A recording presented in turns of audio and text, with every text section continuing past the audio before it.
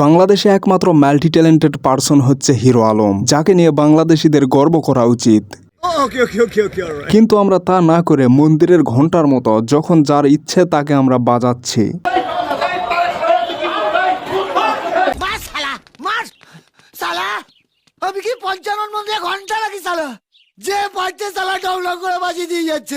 দেখেন, যারা হিরো আলমকে পিটিয়েছে তারা অবশ্যই খারাপ একটা কাজ করেছে, কিন্তু আমার চোখে আরেকটি খারাপ কাজ হচ্ছে তার এত সুন্দর শার্টটাকে ব্লাউজ বানিয়ে ফেলা।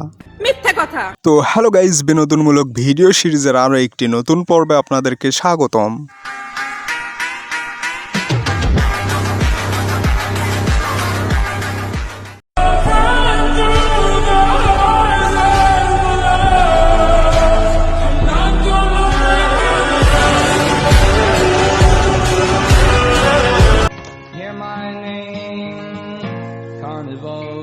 সরাসরি একজন মানুষের মানহানি করা, তার উপরে আক্রমণাত্মক হওয়া এবং তার উপরে হাত তোলা, এটা কখনোই মেনে নেওয়ার মতো বিষয় না। বিশেষ করে একজন মুরব্বী মানুষের সাথে এমনটা হতে দেখলে দৃষ্টিও অবনমিত হয়ে আসে।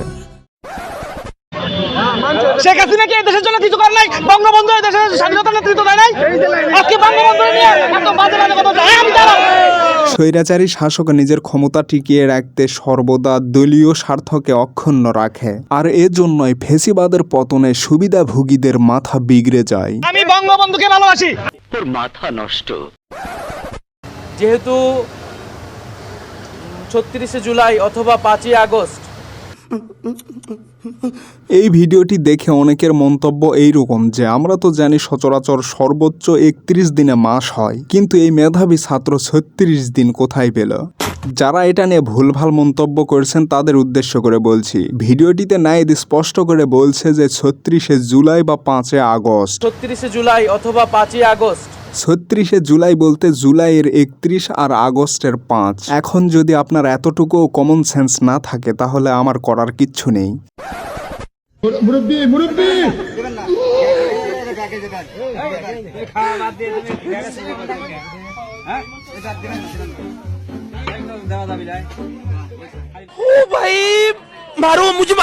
পৃথিবীতে হিংসুকের কমতি নেই, বিভিন্ন অনুষ্ঠানে অতিরিক্ত খাবার দিয়ে থাকে, তাই সেগুলোকে নষ্ট করার চাইতে এভাবে সংরক্ষণ করাই বেটার বলে আমি মনে করি। ঠিক।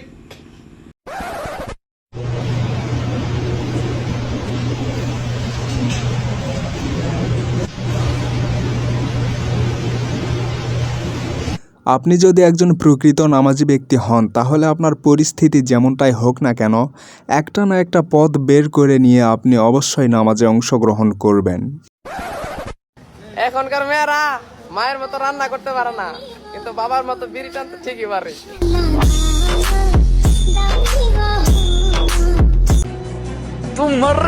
আমি জানতাম যে এখনকার মেয়েরা একটু বেপরোয়া টাইপের, কিন্তু এতটা বেপরোয়া এটা জানতাম না। মেয়েটির এসব কুকীর্তি যদি তার পরিবার পরিজন দেখে তাহলে সমাজে তাদের অবস্থানটা কেমন হবে একবার ভেবে দেখুন। প্রিয় দেশবাসী, একটি সতর্কবার্তা, আপনারা সবাই হিরো আলমকে কড়া নজরদারির মধ্যে রাখবেন। ওই হালার বলে বিশ্বাস নাই, যখন তখন জাতীয় সঙ্গীত নিয়ে হাজির হতে পারে। হাইছিল আপনার সবাই ওকে নজরদারিতে রাখবেন, এটাই। কথাটি কেউ হাসির ছলে উড়িয়ে দিবেন না, এটি কিন্তু জাতির জন্য একটি গুরুত্বপূর্ণ পরামর্শ ছিল।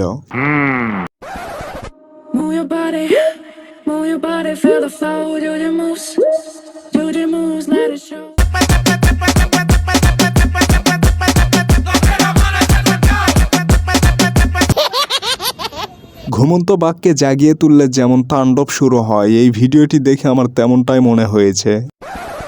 টর্চ লাইট মারিস কে? তোর মায়ের সময় টর্চ লাইট মারছিল নাকি রে? বেয়াদব ছেলে। এটা কি যাত্রার ব্যান্ডেল পাশে? এগুলো কারা মারে? এগুলোর জাতের সমস্যা।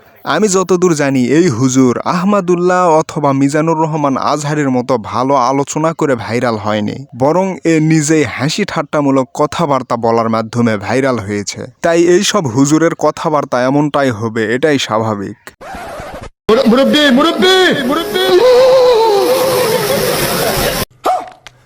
ফখরুল সাহেবের এমন আচরণ আমাকে হতবাক করে তুলেছে, কেননা আমি এতদিন মনে করতাম তিনি একজন শান্ত স্বভাবের মানুষ। বন্ধুর স্টাইলিশ প্যান্টকে বাবুই পাখি যখন নিজের বাসা মনে করে।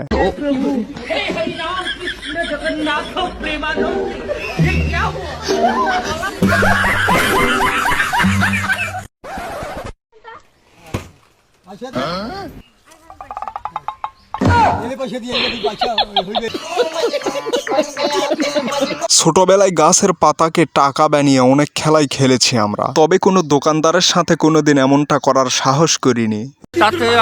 তো গাইজ, আজকের ভিডিওটি এ পর্যন্ত। এই ভিডিওটি ভালো লাগলে বন্ধুদের সাথে শেয়ার করুন, চ্যানেলটি সাবস্ক্রাইব করুন, আর ভিডিওটি লাস্ট পর্যন্ত দেখার জন্য I love you so much from the deepest corner of my heart.